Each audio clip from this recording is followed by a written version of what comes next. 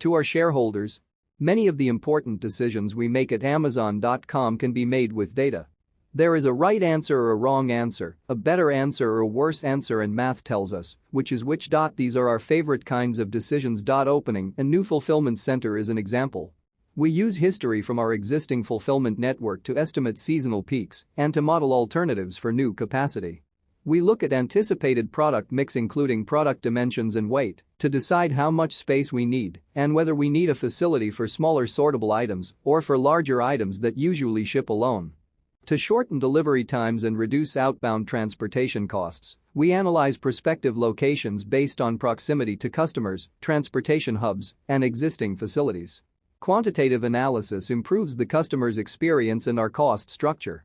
Similarly, most of our inventory purchase decisions can be numerically modeled and analyzed. We want products in stock and immediately available to customers, and we want minimal total inventory in order to keep associated holding costs and thus prices low. To achieve both, there is a right amount of inventory.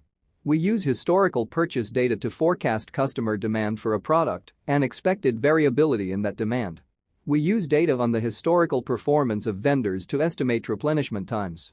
We can determine where to stock the product within our fulfillment network based on inbound and outbound transportation costs, storage costs, and anticipated customer locations. With this approach, we keep over 1 million unique items under our own roof, immediately available for customers, while still turning inventory more than 14 times per year. The above decisions require us to make some assumptions and judgments, but in such decisions, judgment and opinion come into play only as junior partners. The heavy lifting is done by the math. As you would expect, however, not all of our important decisions can be made in this enviable, math-based way. Sometimes we have little or no historical data to guide us, and proactive experimentation is impossible, impractical, or tantamount to a decision to proceed.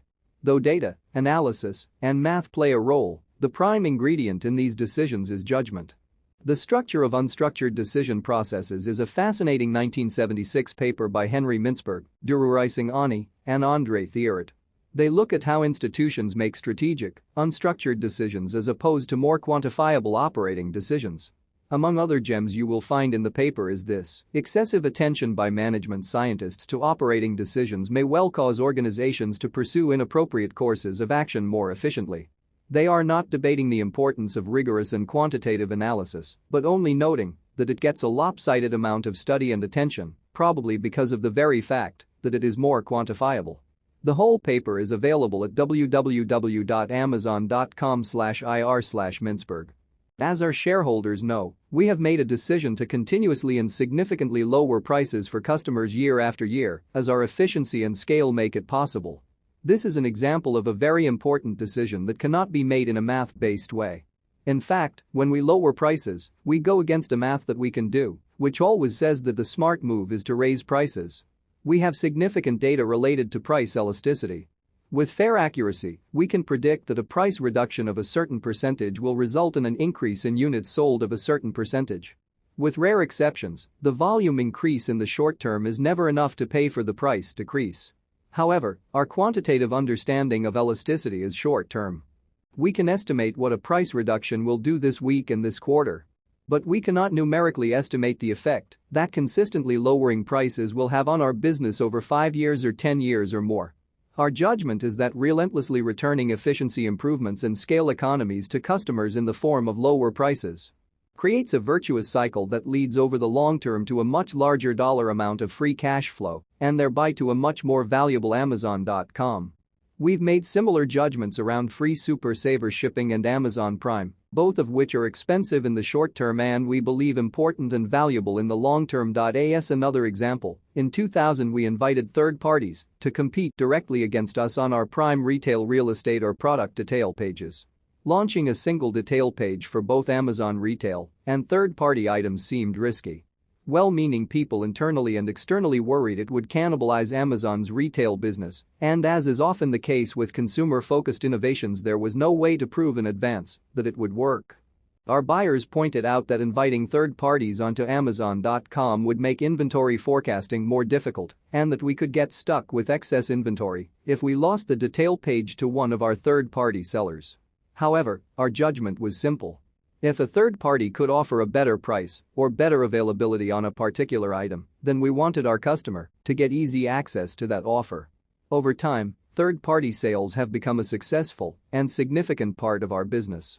Third-party units have grown from 6% of total units sold in 2000 to 28% in 2005, even as retail revenues have grown threefold. Math-based decisions command wide agreement, whereas judgment-based decisions are rightly debated and often controversial, at least until put into practice and demonstrated. Any institution unwilling to endure controversy must limit itself to decisions of the first type. In our view, doing so would not only limit controversy, it would also significantly limit innovation and long-term value creation. The foundation of our decision-making philosophy was laid out in our 1997 letter to shareholders, a copy of which is attached. We will continue to focus relentlessly on our customers. We will continue to make investment decisions in light of long-term market leadership considerations, rather than short-term profitability considerations or short-term Wall Street reactions. We will continue to measure our programs and the effectiveness of our investments analytically, to jettison those that do not provide acceptable returns and to step up our investment in those that work best. We will continue to learn from both our successes and our failures.